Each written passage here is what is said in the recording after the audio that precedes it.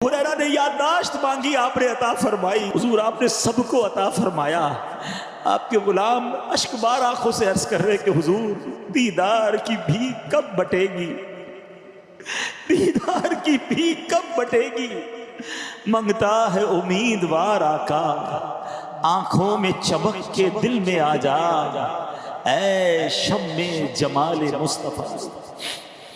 मांगते रहिए नबी पाक से, दुरूद पाक पढ़ते रहिए, वो बड़े सखी हैं। अरे देखो कैसे करम होता है। अल्लामा इब्ने जौज़ी रहमतुल्लाहि अलैह, उनकी किताब है उयूनुल हिकायात, उसमें तहरीर करते हैं कि एक परहेजगार शख्स का बयान है।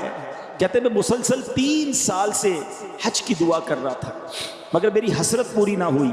चौथे साल हज का मौसम बहार आया, दिल आरज़ुए हरम में बेकरार था। हो सकता है यहाँ भी कुछ लोग बैठे होंगे, बल्कि कौन होगा जिसका दिल नहीं चाहता मक्के मदीने जाने। कौन है जो तड़प नहीं रहा। किसी के पास पैसे नहीं, किसी के पास असबाब नहीं, किसी की क्या रुकावट, किसी का क्या मसला। सुनो, घबराया ना करो और मायूस भी ना हुआ करो।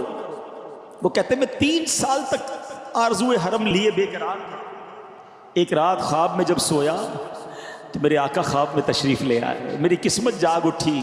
नबी पाक ने फरमाया तुम इस साल हज के लिए चले आना। कहते सुबह उठा तो दिल खुशी से झूम उठा कि आका ने बुलाया है, मगर जब उठने के बाद सोचा कि मेरे पास तो पैसे ही नहीं है, मैं कैसे हज पर जाऊंगा, मैं गरीब मिस्कीन। कहते दूसरी शब फिर दुरूद पढ़ते पढ़ते फिर याद मदीना में तड़पते तड़पते सो गया।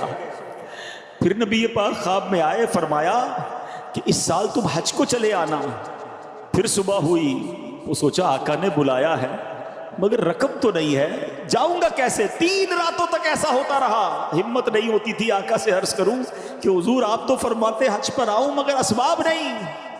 कहते अब चौथी रात फिर नबी पाक ने करम फरमाया, क्या इस साल हज को आ जाना। मैंने कहा हुजूर मेरे पास तो अखराजात ही नहीं है। अल्लाह के हबीब ने फरमाया तुम अपने मकान में फलां जगह को खोदो, वहां तुम्हारे दादा की ज़िर्रा मौजूद है। कहते सुबह हुई तो मेरे आका ने मुझे जगह बताई, मैंने उस जगह खुदाई की। वाकई बड़ी कीमती ज़िर्रा थी, जो जंगी लिबास होता है, बड़ी